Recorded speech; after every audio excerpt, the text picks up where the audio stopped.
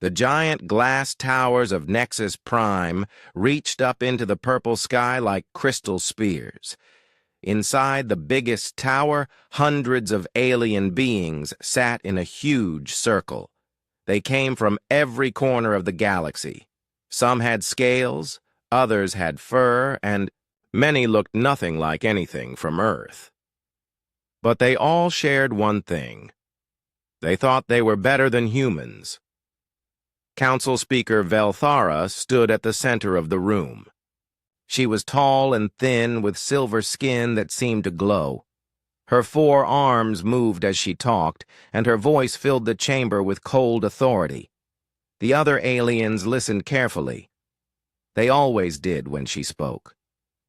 "The matter of Earth is simple," Velthara said.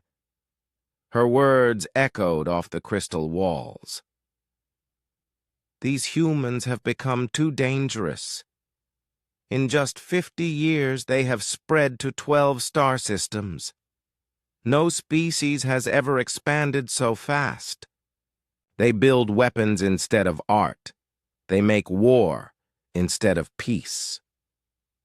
Many aliens nodded their strange heads. Some made clicking sounds with their mouths. Others hummed in agreement. They had all heard stories about humans, how they fought each other for thousands of years, how they never gave up even when they should, how they looked at problems and found ways to fix them that no one else had ever thought of. "The human disease must be stopped," Velthara continued. "We have decided to give them one last chance. They will surrender all their ships. They will give up all their weapons. They will accept our protection and guidance. If they refuse, we will take these things by force." The aliens made more sounds of agreement. Some banged their fists on their desks. Others stomped their feet. They felt good about their plan. After all, they had 3,000 ships waiting at the edge of human space, the biggest fleet in galactic history. How could one young species fight against the combined might of 47 older, wiser civilizations? On Earth, things looked very different. Admiral Dae-hyun Kim stood in the Seoul Command Center, looking at screens that showed alien ships gathering like storm clouds. He was 60 years old with gray hair and tired eyes, but his back was straight and his voice was steady. He had fought in 3 wars before the aliens came. Now he might have to fight in a 4th. "They want everything," he told the other leaders in the room. "Our ships, our weapons, our freedom. They say we're too dangerous to be left alone." President Soo-jin Park sat at the head of the table. She was the first Korean American to lead Earth, and she had hoped her time in office would be about building schools and hospitals, not preparing for war. But the aliens had made that choice for her. "What exactly are they offering in return?" she asked, though she already knew the answer. Defense Minister Tae-young Choi pulled up more screens. They showed alien messages and demands. They call it protective custody. We would become their pets, basically. They would decide where we can live, what we can build, how many children we can have. They've done this to 17 other species. None of those species exist anymore. The room became very quiet. Everyone knew what that meant. Dr. Hye-jin Lee, who ran Earth's intelligence service, stood up next. She was small and looked harmless, but she knew more secrets than anyone else on Earth. "I've been reading their private messages," she said. "They never planned to let us keep our independence. This ultimatum is just for show. They've already decided to break us completely. President." Park felt anger rise in her chest, but she kept her face calm. "Why? What did we do to them?" "We exist," Dr. Lee said simply. "We solve problems they think can't be solved. We adapt to things that would kill other species. We never accept that something is impossible. That scares them more than any weapon we could build." Defense Minister Choi brought up new screens. These ones showed Earth's military forces. Ships, soldiers, weapons, bases. It looked impressive, but everyone in the room knew it wasn't enough. Not against 3,000 alien ships. "We have two choices," Admiral Kim said. "We can surrender and hope they're more merciful than their history suggests. Or we can fight and probably die. But at least we die free." President Park was quiet for a long time. The other leaders waited. Outside the windows of the command center, they could see Seoul's lights twinkling in the darkness. Millions of people, going about their normal lives, not knowing that their entire future hung in the balance. Finally, the president spoke. "There might be a third option." She looked at Defense Minister Choi. He nodded and brought up new screens. These ones were marked with red warnings and security codes that most people in the room had never seen before. "Project Retaliation," President Park said. "Tell them." Minister Choi's fingers moved over his controls. New images appeared.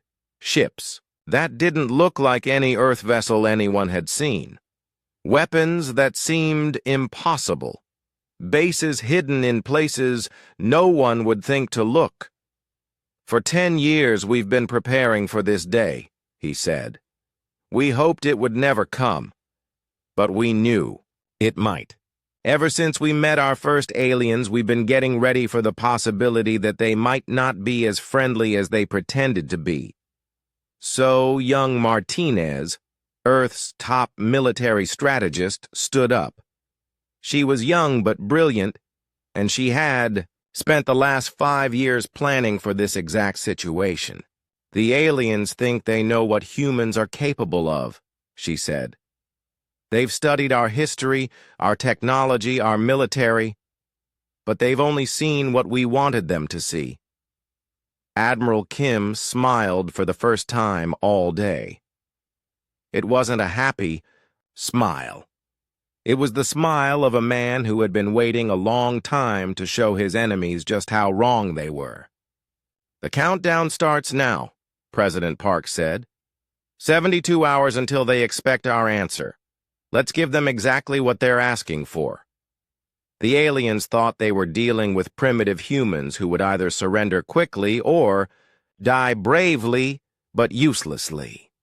They had no idea that Earth had been preparing for this moment since the day humans first looked up at the stars and wondered who else might be out there.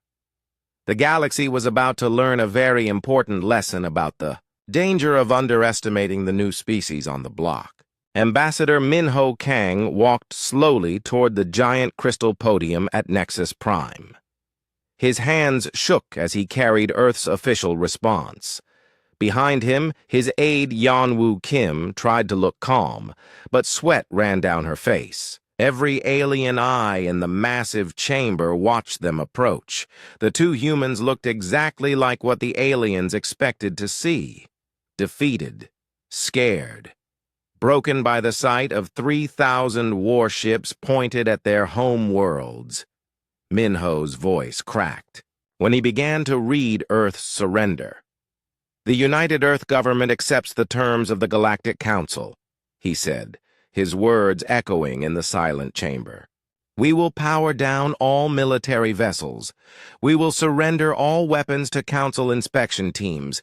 We will submit to protective custody and guidance." Council Speaker Vel Thara practically glowed with satisfaction. Her silver skin seemed brighter. As she stood to address the galaxy, cameras carried her words to every corner of known space.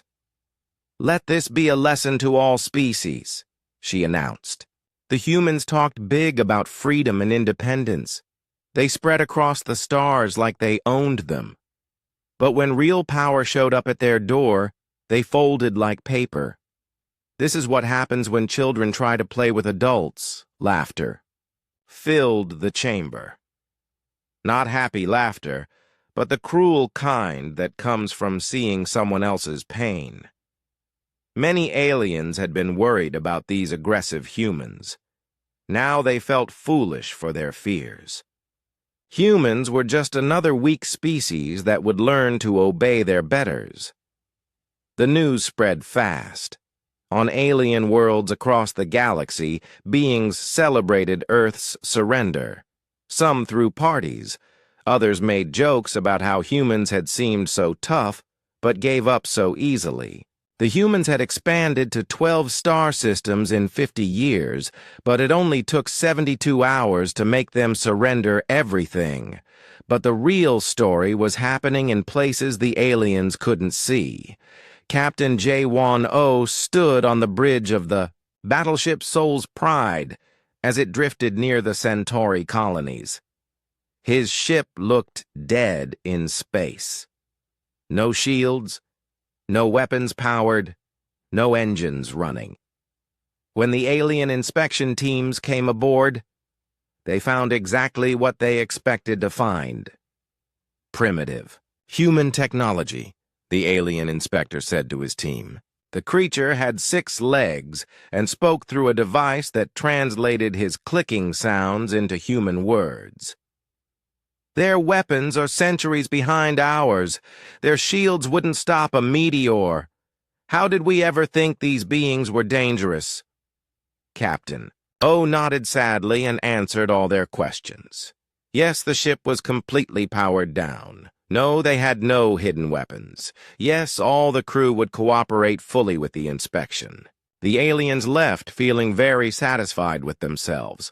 What they didn't know was that Captain O's ship carried modifications that didn't show up on any scanner the aliens had. For 10 years, Earth's best scientists had been studying pieces of alien ships that had crashed during accidents that weren't really accidents at all. They had learned how alien technology worked, and then they had built something better. Deep underground on Earth, General Eun Ji Seo watched screens that showed the real situation. In hidden bunkers carved out of mountains, in secret facilities built under the ocean floor, in space stations disguised as mining operations, Earth's true military might waited for the signal. All units report ready, she said into her communication device. The aliens thought they had found all of Earth's military bases. They were wrong. While they were busy cataloging the obvious targets, the real weapons stayed hidden. Ji-Hoon Nam, Earth's lead physicist, worked in a laboratory that officially didn't exist. Around him, other scientists made final adjustments to technology that would have seemed like magic to the aliens.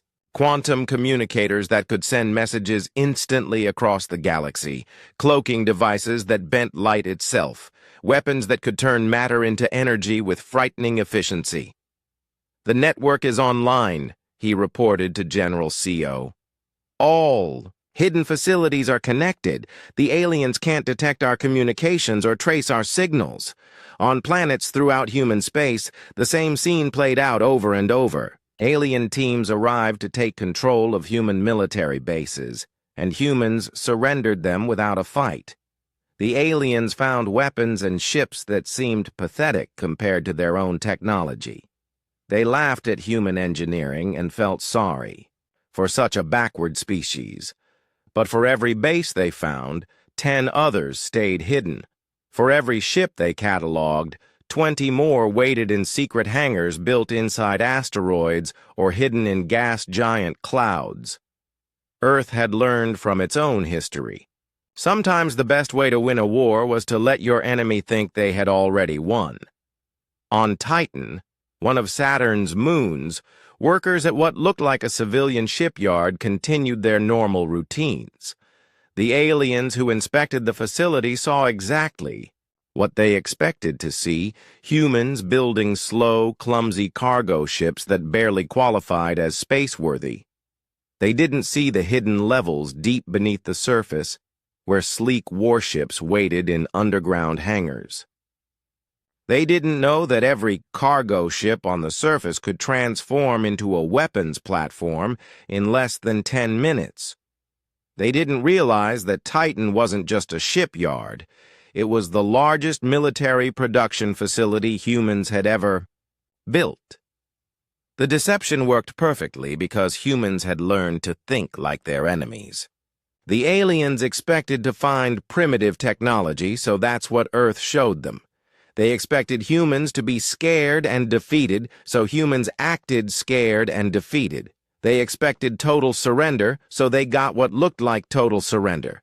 But deep in Earth's most secure facilities, President Soo-Jin Park met with her top advisors. They weren't planning surrender. They were planning the biggest surprise attack in galactic history. "How long do we maintain the charade?" Admiral Dae-hyun, Kim asked.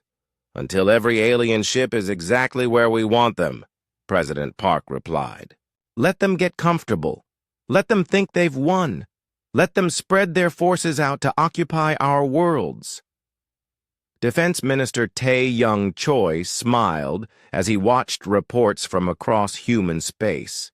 Alien fleets were doing exactly what Earth's strategists had hoped they would do. Instead of staying together in one massive force, they were splitting up to control different human systems. It would make them much easier targets when the time came. Dr. Hye-Jin Lee monitored alien communications from her secret listening post. The messages were full of celebration and self-congratulation. The aliens were so proud of themselves for defeating the dangerous humans without firing a shot. They had no idea that they were walking into the most carefully planned trap in military history. "They're taking the bait perfectly," she reported. "Their commanders are already arguing about which species gets to control which human worlds. They think the hard part is over."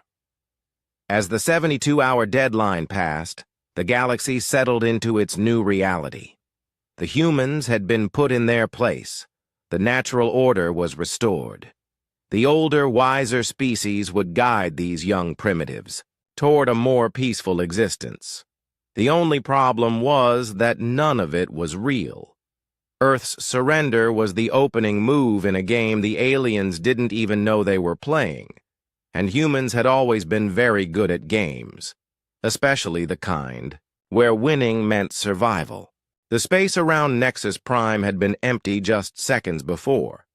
The alien sensors showed nothing but the usual traffic of council ships and civilian vessels. Then reality seemed to tear itself apart. Admiral Dae-hyun Kim stood on the bridge of the Incheon as his ship dropped out of quantum cloak directly above the alien capital world. The massive vessel appeared like a ghost becoming solid, its black hull gleaming with weapons that had never been seen before.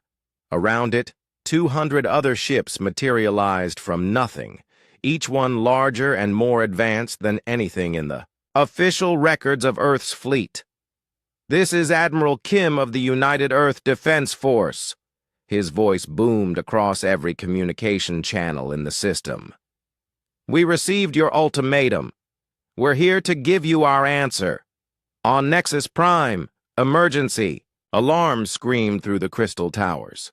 Council Speaker Velthara stared at the tactical displays in disbelief. The ships that had appeared were impossible. Earth didn't have technology like this.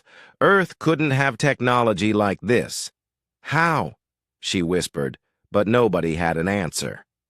Across the galaxy, President Soo-Jin Park's face appeared on every screen, every display, every communication device. Her expression was calm and cold, like winter ice. When she spoke, her words reached every corner of known space. "You demanded our surrender," she said. "You received exactly what you asked for, the surrender of the humanity you thought you knew. But you made one mistake. You assumed we were the same species you met 50 years ago. Allow us to introduce ourselves properly." The transformation began everywhere at once. Captain Jae-won. Oh smiled as his supposedly helpless battleship Soul's Pride came alive around him. Hull panels slid back to reveal weapon systems that had been completely invisible moments before. The ship's true size became apparent as hidden. Sections extended from the main hull. What had looked like a medium-sized cruiser suddenly became a dreadnought-class warship. "All hands, this is the captain," he announced to his crew. "Drop the act. Show them what the soul's pride can really do." Throughout human space, the same scene repeated. Ships that had seemed weak and primitive suddenly revealed their true nature. Armor that looked like simple metal transformed into quantum-hardened battle plating.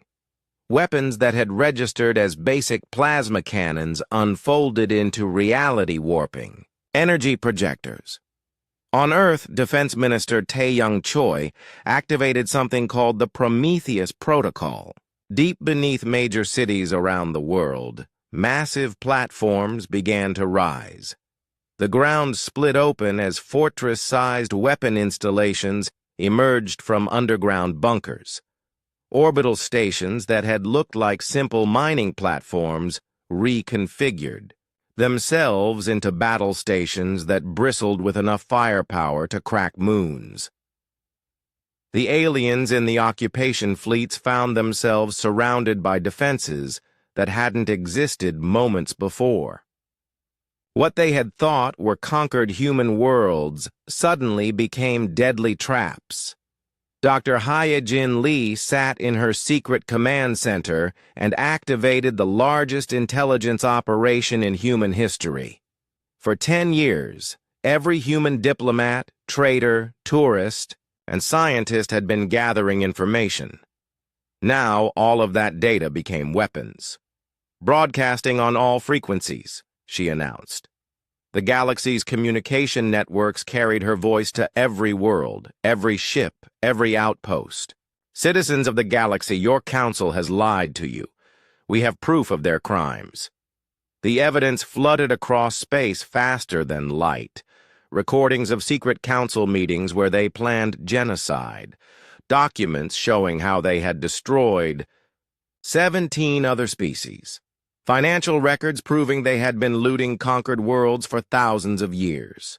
Personal messages between council members joking about the suffering they caused, but the most shocking revelation was still to come. Commander So-Young Martinez stood in Earth's strategic command and unveiled humanity's greatest secret. For 50 years, while the galaxy thought humans were struggling to understand basic spaceflight, Earth's scientists had been advancing at an impossible rate. They hadn't just learned alien technology, they had surpassed it. Every surrendered human ship carries weapons that don't exist in your databases, she announced to the alien fleets. Every human world is protected by defenses your scientists said were impossible. Every human soldier carries equipment that makes your best warriors look like children with toys. The proof came in the form of demonstrations that made the aliens' blood run cold. Human ships moved through space in ways that violated every known law of physics. They accelerated without engines, turned without thrusters, and stopped without momentum. Their weapons fired energy that turned matter itself into nothingness. On the planet Rigel 7th, an alien general watched in horror as human soldiers seemed to walk through his defensive shields like they weren't there. The humans wore armor that bent light around it, making them nearly invisible. Their weapons fired bolts that didn't just destroy targets, they erased them from existence. "This is impossible," the general stammered into his communicator. "Our intelligence said they were primitives. Our science said their technology was centuries behind ours." "Your intelligence was wrong," came the reply from a human soldier whose voice seemed to come from everywhere at once. "Your science was wrong. Your entire understanding of what humans can do was wrong." The galaxy's communication networks exploded with panic as the truth spread. The humans hadn't been struggling to keep up with galactic civilization. They had been pretending to struggle while secretly building something that made galactic civilization look primitive. Admiral Kim's fleet didn't bother with drawn-out battles. They simply appeared next to alien ships and demanded surrender. Most alien captains took one look at the impossible human technology and immediately gave up. Those who tried to fight discovered that their most powerful weapons couldn't even scratch human armor. Captain Yu-Jin Song piloted her destroyer Busan's Fury through an enemy formation like it was standing still. Her ship moved in patterns that hurt to watch, bending space around itself to achieve maneuvers that should have been impossible. Enemy fire passed through empty space where her ship had been nanoseconds before. How are they doing this? Alien weapons officers screamed at their commanders. We don't know, came the helpless replies. The Battle of Nexus Prime lasted exactly 14 minutes. Admiral Kim's fleet surrounded the alien capital world and its defending forces. The aliens had thousands of ships, but they moved like they were stuck in thick mud compared to the humans. Their weapons were powerful, but human shields absorbed the energy and converted it into more power for their own systems. Council Speaker Velthera watched her mighty fleet crumble like paper in the wind. Ships that had ruled the galaxy for centuries surrendered rather than face total destruction. Her own flagship, the pride of the hegemony fleet, lost all power when a single human corvette hit it with something that shut down every system on. Board, please, she transmitted to Admiral Kim as human soldiers boarded her ship. We can negotiate. We can find a peaceful solution. We tried peaceful solutions 50 years ago, Admiral Kim replied. You chose war instead. Now you get to live with the consequences. As alien resistance collapsed across the galaxy, the scope of Earth's deception became clear. Every human colony had been a fortress in disguise. Every human ship had been a weapon waiting to be revealed. Every human diplomat had been an intelligence agent gathering information for this moment. The galaxy learned that day that there's nothing more dangerous than underestimating someone who's been preparing for your attack for 50 years. The aliens had thought they were dealing with primitive humans who would either surrender or die bravely but uselessly. Instead, they found themselves facing something that made their worst nightmares look like pleasant dreams. The humans weren't just more advanced than anyone had imagined. They were so far ahead that the gap couldn't be measured. The species that had expanded to 12 systems in 50 years had been holding back the entire time. Now the galaxy was about to see what humans could really do when they stopped pretending to be harmless. The crystal towers of Nexus Prime burned with strange blue fire as human forces landed on the alien capital world. General Woo-Sung Park led the assault from his command ship, watching through his helmet display as Earth's soldiers moved through. Enemy defenses like ghosts through walls. The aliens had built their city to withstand any attack they could imagine. Massive energy shields covered every important building. Automated defense systems tracked anything that moved. Elite alien troops with the best weapons in the galaxy waited in fortified positions. None of it mattered. Human soldiers empowered. Armor walked through the energy shields like they weren't there. The alien tracking systems couldn't lock onto targets that bent light around themselves.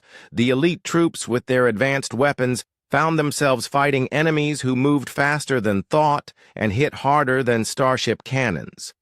How is this possible? General Zekthara of the Hegemony Defense Force asked his aide as he watched human soldiers appear inside his supposedly secure command center. They hadn't broken down the doors or blasted through the walls. They had simply walked through solid matter like it was made of air. We don't know, sir, his aide replied, terror making his voice shake. Our scientists say what they're doing violates every law of physics we know. One of the human soldiers removed his helmet, revealing a young man with calm eyes and a slight smile. Your scientists are still thinking in 3 dimensions, he said in perfect hegemony language. We learned to think in 11 dimensions about 20 years ago. Captain Yujin's song brought her destroyer down through Nexus Prime's atmosphere, her ship's impossible engines making no sound as they bent space around the vessel. Enemy fighters tried to intercept her, but they moved like they were swimming through thick syrup compared to her speed.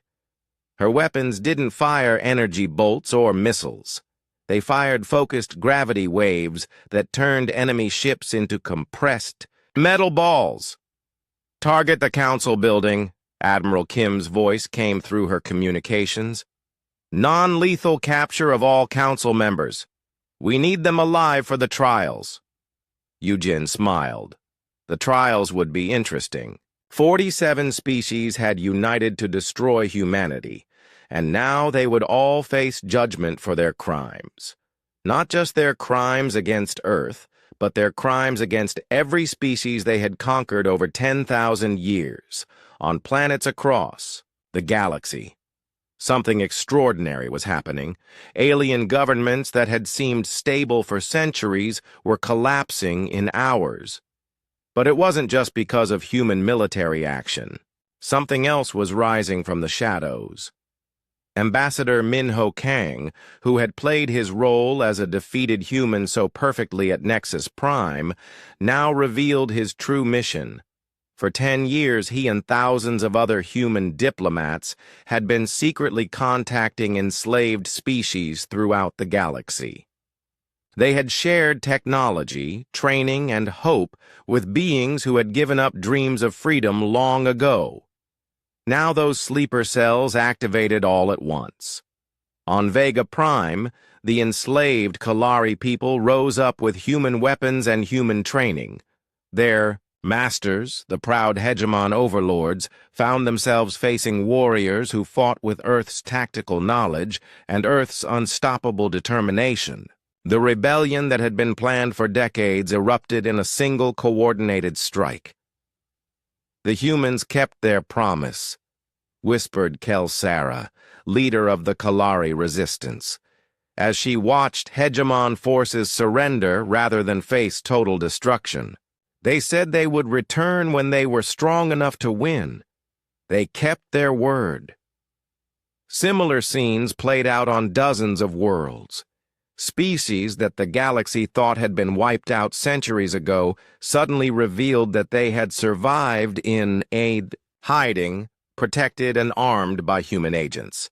The Gyaran water-dwellers emerged from the deep oceans of their flooded homeworld with technology that let them reclaim the surface. The Corvani hive minds connected their shared consciousness to human quantum networks and struck at their oppressors. With perfect coordination, Dr. Hai-Jin Lee monitored the uprising from her command center on Earth. Her screens showed liberation movements erupting across 50 star systems simultaneously. It was the largest coordinated revolution in galactic history, and every part of it had been planned and supplied by humans who had pretended to be helpless for half a century. "The Prothean archive is transmitting," her aide Yan-Woo Kim reported. "All enslaved species now have access to our complete historical database." The archive was Earth's gift to the galaxy, a complete record of human history, including every war, every revolution, every successful resistance movement. It contained 10,000 years of human experience in fighting for freedom, and now every oppressed being in the galaxy could learn from it. The psychological impact was devastating. Alien governments that had ruled through fear suddenly found their subjects armed with the knowledge of how every tyrant in human history had eventually fallen. The slaves knew that freedom was possible because humans had proven it over and over again, no matter how impossible the odds seemed. Council Speaker Velthara died still refusing to believe what she was seeing. Human soldiers had captured her flagship without killing a single crew member, using weapons that simply shut down her ship's systems instead of destroying them. As they escorted her to the detention facility, she kept demanding to know how primitive humans had developed such impossible technology. "We're not primitive," Captain J1. O told her as she was led away. We never were. We just let you think. We were because it made you careless. Her last words, transmitted across the galaxy before human forces cut her communications, were a desperate plea for other species to unite against the human threat. But by then, it was far too late. The Council's empire was crumbling faster than anyone could count. Admiral Kim stood on the bridge of the Incheon and watched as alien fleets surrendered across dozens of star systems. His tactical displays showed the complete collapse of organized resistance. Some alien ships were still trying to fight, but most had given up when they realized the hopelessness of their situation. "Admiral," his communications officer reported, "we're receiving surrender requests from 47 planetary governments, 15 fleet commanders, and 6 species councils. They're all asking for mercy." Kim nodded slowly. The easy part was over. Now came the hard part, building something better than what they had destroyed. "Patch me through to President Park," he said. "It's time for Phase 2. Back on Earth, President Soo-Jin Park prepared for the most important speech in human history. In a few hours, she would address the entire galaxy and explain what came next. The old order was dead, but humans had no intention of simply replacing one tyranny with another. Defense Minister Tae Young-choi brought her the final casualty reports. Despite the massive scale of the conflict, human losses had been surprisingly light. The combination of superior technology and careful planning had let them win decisive victories without the massive bloodshed that usually came with galactic wars. "What about alien casualties?" the president asked. "Lower than expected," Minister Choi replied. "Our weapons were designed to disable rather than destroy whenever possible. We wanted to send a message about our capabilities, not commit genocide. That was important." Humans had learned from their own history that the way you won a war determined what kind of peace you could build afterward. They had shown the galaxy that they could destroy any enemy, but they had chosen mercy instead of massacre. It was a lesson that would be remembered for thousands of years. Commander So-Young Martinez coordinated the occupation of key alien worlds with surgical precision.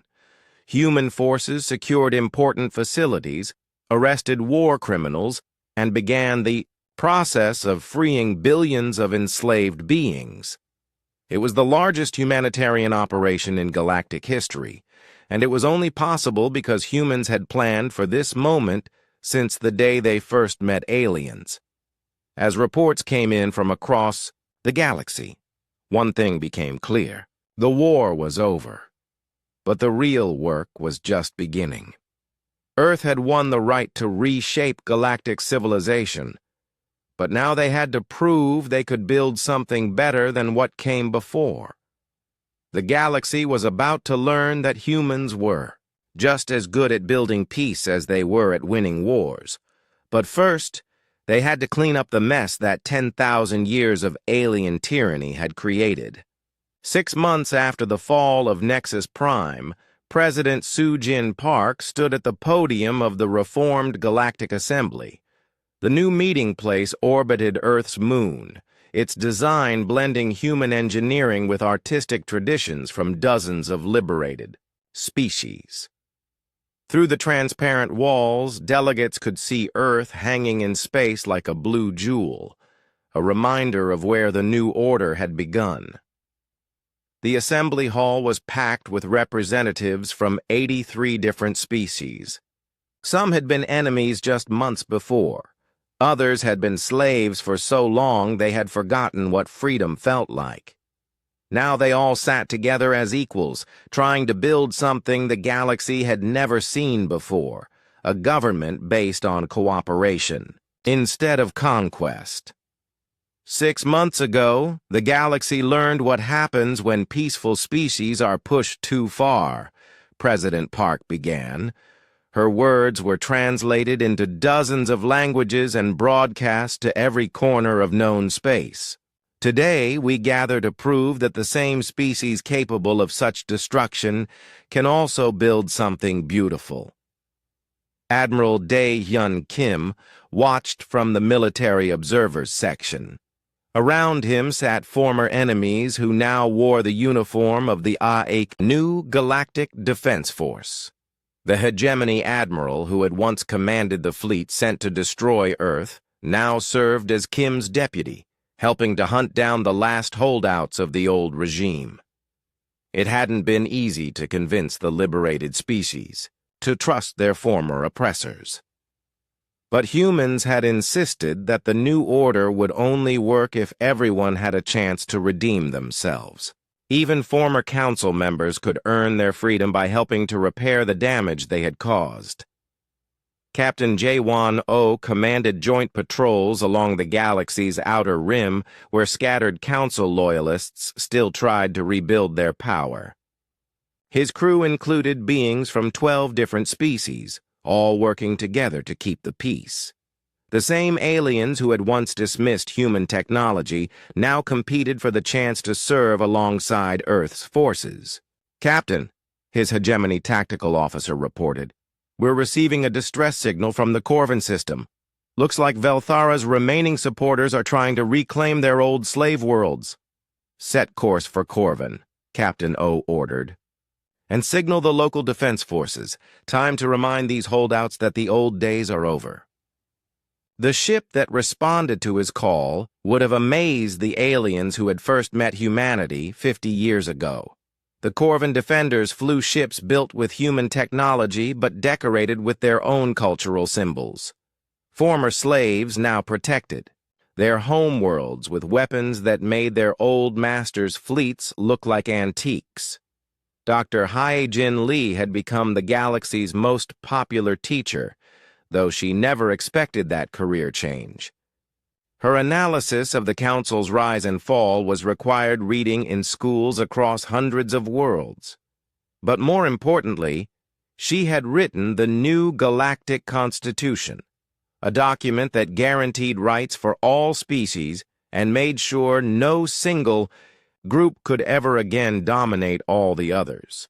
The old council ruled through fear, she explained to a classroom of young beings from dozens of different species. They made everyone believe that might makes right, that the strong should rule, the weak. But humans showed the galaxy a different way. A young Kalari student raised one of her tentacles. "Teacher Lee, why didn't humans just take over everything after they won?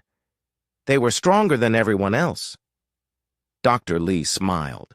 It was a question she heard often. "Because strength without wisdom leads to the same mistakes the Council made. Humans learned from our own history that empires built on conquest always fall eventually. We wanted to build something that would last." Defense Minister Tae-Young Choi had perhaps the hardest job of all, integrating the military forces of dozens of former enemy species into a single defense force. The new Galactic Defense Force protected all member worlds equally, regardless of which species lived there or how recently they had joined the alliance. "The key," he explained to a gathering of military commanders, "is that we're not an occupying army. We're not here to control anyone. We're here to make sure everyone can live in peace." It was a radical concept for most aliens. They were used to military forces that existed to conquer and control. The idea of soldiers whose job was to protect people instead of ruling them took time to understand. Captain Yoo-Jin Song led one of the most important missions of the new era, the liberation of the hidden prison worlds where the Council had kept their most dangerous political prisoners. These beings had been locked away for so long that many had been declared dead by their own people. Now they returned home to find their species free and their sacrifices finally recognized. "Some of them have been in prison for centuries," she reported to Admiral Kim. "They can't believe the Council is really gone. They keep expecting this to be some kind of trick. The psychological scars left by 10,000 years of tyranny would take generations to heal. But humans had experience with that too.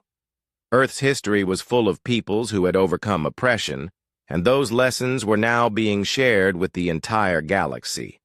Commander So Young Martinez ran the new Galactic Academy, where young beings from all species learned together. The Academy taught everything from quantum physics to interstellar law, but its most important lesson was simple. Cooperation worked better than competition when it came to building a civilization.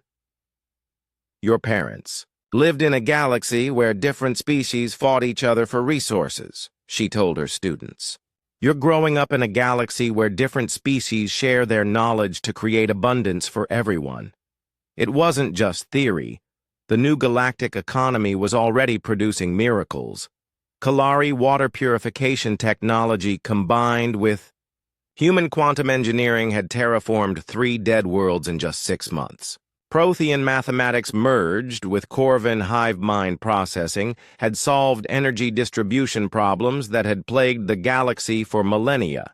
Ambassador Min-Ho Kang traveled constantly, visiting worlds that were still recovering from council rule. His job was to help former slave species rebuild their governments and cultures. It was delicate work. Many of these peoples had been oppressed for so long they had forgotten how to govern themselves. The hardest part, he explained to President Park during one of his reports, is convincing them that they really are free. Some species are so used to being told what to do that they keep asking for orders, but progress was being made. On Vega Prime, the Kalari had established their first elected government in over 2,000 years. On Rigel 7th, the Corvin had reconnected their scattered hive minds and were rebuilding their ancient cities. Across the galaxy, peoples who had been written off as extinct were emerging from hiding to reclaim their homeworlds. The trials of the former council members had been broadcast throughout the galaxy. Unlike the show trials the council had once held for their enemies, these proceedings followed strict rules of evidence and gave the accused every chance to defend themselves. Some former council members were sentenced to prison. Others were assigned to repair the damage they had caused. A few were even forgiven by the species they had wronged. Justice without mercy is just revenge, President Park had explained when some human leaders questioned her leniency. And revenge doesn't build the kind of future we want for our children. Teacher Hyojin Baek stood in front of her mixed species classroom on Rigel 7, pointing to a star map that showed the new Galactic Confederation. Red lines connected hundreds of worlds in a web of trade, communication, and mutual defense. It was growing every day as more species chose to join the alliance. Before the humans came, this galaxy was ruled by fear, she told her students. Stronger species conquered weaker ones. Technology was hoarded instead of shared. Different peoples fought over limited resources instead of working together to create abundance. A young human student raised her hand. Teacher Baek, what happens if someone tries to build another empire like the council did? Teacher Baek smiled and pointed to another part of the star map where the symbols of the Galactic Defense Force were scattered among the civilian markers. That's what we're here to prevent. The galaxy learned what happens when peaceful species are pushed too far. No one wants to repeat that lesson. The story was ending, but it was also beginning. Earth had won the right to reshape galactic civilization, and they had chosen to build something based on cooperation instead of conquest. It wouldn't be perfect. No government ever was. There would be conflicts and disagreements and problems that would take years to solve. But for the first time in galactic history, those problems would be solved by species working together instead of fighting each other. The humans had shown the galaxy that there was another way, and now everyone was learning to walk that path together. In orbit around Earth, a new ship was taking shape in the lunar shipyards. The Eternal Vigilance would be the largest vessel ever built by the Galactic Confederation, crewed by volunteers from every member species. Its mission was simple: to explore the unknown regions beyond the galaxy's edge and make sure that the new Golden Age would never be threatened by outside forces. The galaxy had learned an important lesson about underestimating humans. But more importantly, humanity had learned something about the responsibility that came with power. Some species achieved greatness through conquest, others through wisdom. Humans had achieved it by being so terrifyingly effective at both.